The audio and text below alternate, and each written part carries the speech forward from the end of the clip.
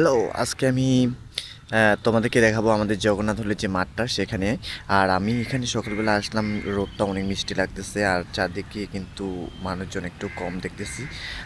একটু পরেই মানুষজন চলে আসবে খেলাধুলা করার জন্য, বাট এখন আসলে মানুষজন নেই ওইভাবে। তো আমার পিছনে যে মাঠটা দেখতে পাচ্ছ সেটাই হচ্ছে আমাদের জগন্নাথ হলের মাঠ। আর তোমরা অনেকেই জানতে চাইছিলা যে তোমরা কি কি বই পড়বা, যারা এইচএসসিতে আসো তাদেরকে আমি বলি যে তোমরা ফার্স্টে তোমাদের যে মেইন সিলেবাসটা সেটাকে ভালো করে শেষ করো। মানে তোমাদের টেক্সট বইগুলোকে খুব ভালো করে পড়তে হবে। টেক্সট বই বলতে আমি আসলে বোঝাচ্ছি তোমরা ইন্টারমিডিয়েটে যেই বইগুলো তোমাদের কলেজে পড়ায় সেই বইগুলোকে আগে ভালো করে শেষ করো। ইন্টারমিডিয়েটে তুমি যদি ভালো রেজাল্ট করতে পারো তাহলে তুমি ইউনিভার্সিটির জন্য এমনি ভালো করবা। আর তুমি চাইলে একটা কোশ্চেন ব্যাংক জাস্ট কিনে প্র্যাকটিস করতে পারো, এর বাইরে কিছু না। মানে তোমার অতটা চাপ নিয়ে পড়াশোনা করার দরকার নেই যে এখন থেকেই শুরু করতে হবে, এরকম কিছু না। এরকম করলে তোমার পরবর্তীতে এইচএসসি লাইফের উপর ইফেক্ট পড়তে পারে। আর এইচএসসিটাকে ফার্স্ট অফ অল ভালো করতে হবে, দেন তোমাকে অ্যাডমিশন নিয়ে চিন্তা ভাবনা করতে হবে। আর সকালবেলার রোদ কিন্তু অনেক মিষ্টি, যার কারণে আমি মাঠের এদিকে আসলাম। আর মাঠের এদিকে এসে রোদ সত্যি অনেক সুন্দর লাগতেছে। এটা হচ্ছে আমাদের জগন্নাথ হলের যে মাঠটা দেখতে পাচ্ছ চারদিকে। এখানে আসলে আমাদের ইউনিভার্সিটির যে সরস্বতী পূজাগুলো সবগুলো এই জায়গা থেকে হয়। আর এই জায়গাটাই হয় যখন আসলে সরস্বতী পূজা হয়, তখন এখানে প্রচুর মানুষজন আসে। আর চারদিকে অনেক পূজার মণ্ডপ থাকে। এই মাঠটা পুরোটাই আসলে সরস্বতী পূজা হয়, মানে এই মাঠটা পুরোটাই ভরে যায় মানুষজন দিয়ে। আর এইখানে বাংলাদেশের সবচেয়ে বড় সরস্বতী পূজাটা আসলে আমাদের হলেই হয়। আর তোমরা যারা ঢাকা বিশ্ববিদ্যালয়ের বিভিন্ন এরিয়া বা ঢাকা বিশ্ববিদ্যালয় সম্পর্কে কোনো কিছু জানতে চাও, জাস্ট কমেন্টে জানাবো, আমি সেটা নিয়ে ভিডিও দেওয়ার চেষ্টা করব। আর কেউ একজন বলছিল যে এইচএসসিতে আছো, এখন তোমরা কী করবে, সেটার জন্য আমি তোমাদের যেটা বলছি সেটাই করবা। তোমাদের এখন থেকে ওইভাবে প্রিপারেশন নেওয়ার দরকার নেই, বাট তোমরা যদি এইচএসসির পড়াশোনাটাকে খুব ভালো করেই শেষ করতে পারো তাহলে আশা করি তোমার প্রায় 90% প্রিপারেশন কমপ্লিট হয়ে যাবে। আর ইউনিভার্সিটিগুলোর কোশ্চেন হয়ে থাকে মূলত ইন্টারমিডিয়েটের উপর বেস করে, অ্যান্ড তোমরা যারা আগে যা যা সাবজেক্টগুলো পড়ছো সেগুলোর উপর বেস করে আসলে কোশ্চেনটা করে থাকে তারা। তার মানে এটা নিয়ে প্যারা খাওয়ার কিছু নেই যে তোমরা আসলে মানে পারবা কি না। তোমরা জাস্ট তোমাদের কাজ, মানে সময়ের কাজটা সময় শেষ করবা, দেখবা তাহলেই এনাফ হয়ে যাবে। আর ওইভাবে প্যারা নেওয়ার কিছু নেই, জাস্ট নর্মাল পড়াশোনা করো। তোমরা এখন যেই মাঠটা দেখতে পাচ্ছ সেটাই হচ্ছে আমাদের জগন্নাথ হলের মাঠ। এই মাঠটা কিন্তু অনেক বড়। আর ওই দিকে যে বিল্ডিংটা সেটা হচ্ছে রবীন্দ্র ভবন, যেই বিল্ডিংটাতে আসলে আমি থাকি। এখন আমি এইদিকে আসছি সকালবেলা মাঠের দিকে ঘুরতে আসলাম। ভাবলাম যে যেহেতু সকালবেলা, যার কারণে আমি সকালবেলা আসলে প্রত্যেক দিন কোথাও না কোথাও যাই। তো আজকে কোথাও যাওয়া হয়নি, যার কারণে আমাদের হলে যে মাঠ সেখানে আসলাম। এবং সেখানে এসে তোমাদের মাঠটাকে একটু দেখানোর চেষ্টা করতেছি যে মাঠটা আসলে দেখতে কেমন।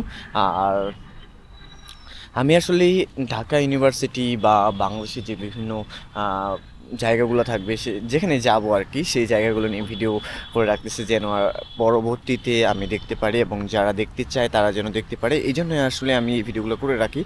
আর যদি আমার এই ভিডিওগুলো ভালো লেগে থাকে তাহলে অবশ্যই তোমরা কমেন্টে জানাবা, এবং নেক্সট তোমরা ঢাকা বিশ্ববিদ্যালয়ে কোন এরিয়া নিয়ে ভিডিও চাও জাস্ট সেটা বলবা, তাহলে আমি সেই জায়গাটা নিয়ে ভিডিও দেওয়ার চেষ্টা করব। আর সকালবেলা আসলে মাঠে মানুষজন এখনও আসেনি, একটু পরেই মেবি আমাদের এই হলের মাঠে কিন্তু প্রত্যেক দিনই কিছু না কিছু খেলা লেগেই থাকে, বাট আজকে দেখতেছি কোনো খেলাধুলা হচ্ছে না। হবে মেবি একটু পরে শুরু, যেহেতু সকালবেলা আসছি, বা সকাল এখনও আসলে নেই, অনেকটাই হয়ে গেছে, বাট আজকে মেবি খেলা নেই, যার কারণে আমরা দেখতে পাচ্ছি না এখানে আসলে কোনো মানুষজন আসেনি এখন পর্যন্ত। এটা হচ্ছে আমাদের মাঠের সাইডের যে গাছগুলো সেগুলো। আর ওইদিকে হচ্ছে ওটা হচ্ছে রাসেল টাওয়ার, বড় যে বিল্ডিংটা সেটা রাসেল টাওয়ার।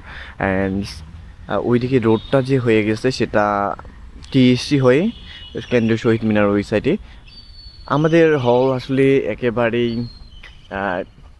কেন্দ্রীয় শহীদ মিনার টিএসসি এদিকে পড়ছে, যার কারণে আমাদের এই সাইড থেকে আসলে ওই সাইডে আবার বুয়েট আছে, অ্যান্ড ওইদিকে ঢাকা মেডিকেল কলেজ। তো তো এইগুলো আসলে একেবারে কাছাকাছি এর মধ্যে সবগুলি। তোমরা যদি আসো তাহলে দেখতেই পাবা। আর এটাই ছিল আমাদের হলের যে মাঠটা, জি অনেক বড় মাঠ।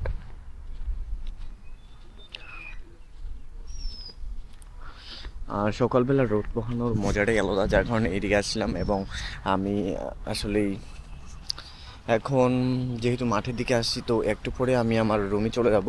আজকে আর অন্য কিছু নিয়ে ভিডিও করব না, আজকে জাস্ট এতটুকুই। আর দেখা হবে অন্য কোনো ভিডিওতে, অন্য কোনো জায়গায়। Till then, bye. এটাই ছিল আমাদের জগন্নাথ হলের যে মাঠটা, সেটা। আমি এখন আমার রুমের দিকে চলে যাব। এদিকে সকালবেলা আসছিলাম হাঁটতে, আর রোদটাও ছিল অনেক মিষ্টি। আমি প্রত্যেকদিন যে কোনো নতুন একটা জায়গায় যাওয়ার চেষ্টা করি, অ্যান্ড সেখানে গিয়ে একটা ভিডিও তৈরি করে রাখার চেষ্টা করি, যেন এটা আসলে স্মৃতিতে থেকে যায়। আর এগুলো যদি পরবর্তীতে আর কি ভালো লাগবে, যারা আসলে ঢাকা বিশ্ববিদ্যালয়ের সম্মুখে দেখতে চাও। এটাই ছিল আমাদের জগন্নাথ হলের যে মাঠটা, সেটা আমি তোমাদের দেখালাম। জগন্নাথ হলের মাঠটা আসলে অনেক বড়। তো চলো, এখন আমি আসলে আমার রুমের দিকে চলে যাব। আর রুমের দিকে যাওয়ার সামনে কিছু পড়লে আমি তোমাদের সেটা বলে দেওয়ার চেষ্টা করব।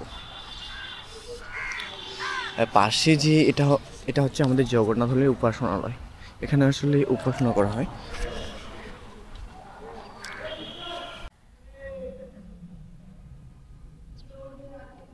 এটা হচ্ছে আমাদের হলে জ্যোতির্ময় গুহ ঠাকুরতা ভবন।